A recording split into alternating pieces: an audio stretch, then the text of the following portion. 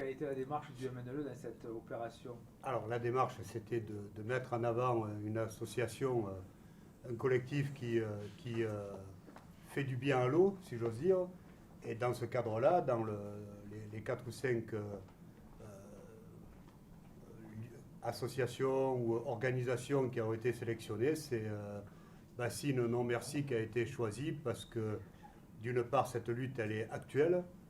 Elle correspond tout à fait au moment compliqué, j'allais dire dramatique, mais compliqué que l'on vit, et que nous souhaitions la mettre en avant et qu'on en parle un peu partout sur le territoire et au-delà du département où nos amis luttent aujourd'hui, parce que cette question, elle va être nationale, quoi.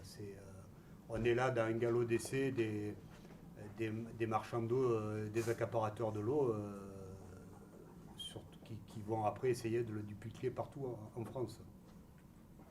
Ben alors, notre ami Julien, ici présent, est le porte-drapeau, on va dire, national de cette parole. Un des porte-drapeaux, allez. Donc, pas de fausse modestie. Donc, explique-nous en quelques mots l'action que vous menez. Peut-être, je ne sais pas dans quelle mesure les gens qui recevront ça ont idée de ce qu'est une méga-bassine. Quand on parle de méga-bassine, c'est vraiment un cratère creusé dans du caillou, jusqu'à 5 mètres de profondeur, sur des surfaces énormes, jusqu'à 15 hectares, où tout ça est bâché et ensuite rempli, non pas par l'eau de pluie, comme le laissent entendre les ministres de l'Environnement ou de l'Agriculture, mais bien par pompage, soit dans les rivières, mais surtout dans les nappes phréatiques. Et donc, la démarche qui est la nôtre depuis 5 ans, c'est de lutter contre ce projet qui, pour nous, symbolise clairement une avancée majeure dans ces logiques de privatisation de l'eau qu'un bien commun vital pour tous. Et comme le disait Gérard, ce qu'on voit bien, c'est qu'on est un territoire test et qu'aujourd'hui, on est bien dans la phase de généralisation de ces ouvrages à l'ensemble du territoire national, partout où il y a du maïs qui pousse. La solution technique que le gouvernement va proposer, c'est-à-dire on va faire ces méga-bassines qu'on remplira en hiver, que les nappes soient remplies ou pas. Et à partir de ce moment-là, ça permettra aux maïsiculteurs de s'extraire du cadre légal traditionnel et ne plus avoir à subir les arrêtés préfectoraux qui interviennent à chaque fois que les nappes ou les rivières ne donnent plus d'eau. Et c'est bien ce qu'on a pu vivre, hein. Gérard a raison, c'est vraiment une question d'actualité et même d'urgence, puisqu'on est vraiment à cette étape où si ça passe chez nous, ça passe partout en France. Et aujourd'hui, on a des retours d'un peu tous les territoires. Et d'ailleurs, les collectifs citoyens Bassines Non Merci, qui sont des collectifs informels, sont en train de fleurir partout en France. C'est pas simplement le fait que ce soit pour venir nous soutenir localement, c'est qu'il y a aussi plein de projets de bassines qui sont en train d'arriver aujourd'hui dans le Berry, dans toutes les régions, dans tous les départements de Poitou-Charentes.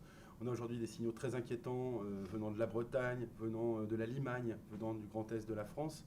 Et donc, depuis 5 ans, on développe tout un tas d'actions pour lutter efficacement, empêcher le démarrage de ces chantiers-là. Et aujourd'hui, on est un petit peu au paroxysme de cette lutte. Enfin, on espère que c'est le paroxysme et qu'on n'aura pas à aller plus loin et qu'on va pouvoir... Parce qu'en fait, aujourd'hui, malheureusement, je trouve que BNM ne fait pas grand bien à l'eau. Ou si BNM fait du bien à l'eau, c'est en empêchant le pire.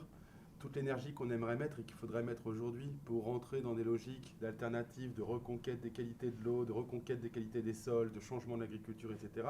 Aujourd'hui, toute notre énergie est accaparée par le fait de lutter contre le pire, là où on devrait se battre pour le meilleur. Merci. Et donc, Jean-Jacques, en tant qu'ancien élu, maire d'une petite commune, apparemment rurale au départ, mais qui est beaucoup habitée par des rues urbains, puisqu'il y a pratiquement plus de ruraux actifs dans ces coins-là. Est-ce que tu penses qu'aujourd'hui, un élu local peut encore apporter sa pierre aux actions qui sont menées par les citoyens? C'est une évidence. On est là dans la précipitation, avec la couverture de l'État. On voit 10% du monde agricole qui cherche à s'accaparer véritablement un bien commun et public qu'est l'eau, comme c'est écrit dans la loi. Et les élus même des communes comme la mienne, mais qui fait partie d'une agglomération niortaise où il y a quand même aujourd'hui 130 000 habitants, l'ensemble de ces élus sont présents dans les syndicats d'eau, dans les syndicats de rivière, dans les syndicats de marais chez nous. Et s'ils le veulent, s'ils en avaient le courage, ils ont effectivement les moyens, ou ils pourraient avoir les moyens, de faire en sorte que ce bien commun soit enfin partagé et surtout préservé. Là, les élus, c'est un silence assourdissant. les meilleurs des élus se cachent.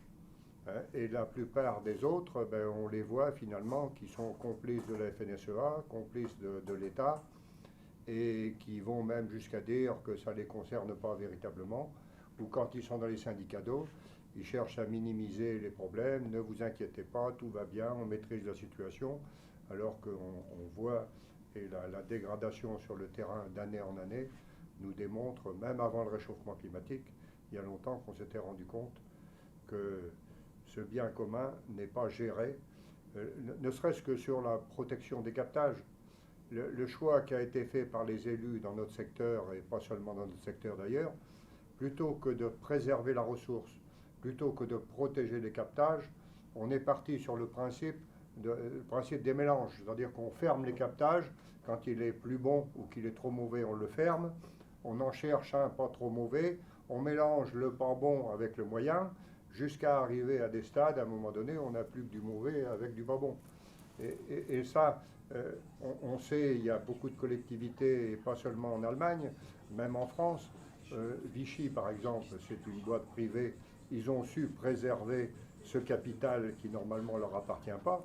Quand on veut préserver un bien commun, on commence par passer des conventions avec ceux qui occupent le sol, et on fait en sorte que dans les secteurs où on puise l'eau, eh bien, on ne fasse pas n'importe quoi, et surtout, on n'implante pas une agriculture comme cette monoculture qui est en train de nous détruire et de détruire notre avenir. Ben, merci à vous trois et on se retrouvera sûrement sur d'autres actions et pour la prochaine édition de la Carafe d'Or qu'on remettra en 22 mars 2023, la date a été arrêtée aujourd'hui, hein, 22 mars 2023, et on aura concernant les pollueurs une liste très longue sûrement de gens à condamner. Peut-être si tu me permets, je ne sais pas quand sera diffusée cette vidéo. On a un vrai appel à mobilisation à relayer là. Les 1, 2 octobre et plus si affinité, on invite tous les citoyens qui recevront ce message à converger vers Sainte-Soline, entre Niort et Poitiers, pour stopper définitivement le projet de la plus grande bassine de la Sèvre niortaise pour un ouvrage qui ferait 750 000 m3 sur 16 hectares. Et vraiment, on compte sur toutes les forces et toutes les convergences possibles, toutes les énergies, pour marquer un grand stop au gouvernement Macron. Non, il n'y aura pas de méga-bassines partout en France. Non, ce n'est pas une solution durable face au réchauffement climatique. Oui, il y a urgence à conserver l'eau sur les territoires. Oui, il y a intérêt à développer une agroécologie qui permette à l'eau de s'infiltrer et non pas de ruisseler. Et donc, stoppons le pire, gagnons le meilleur.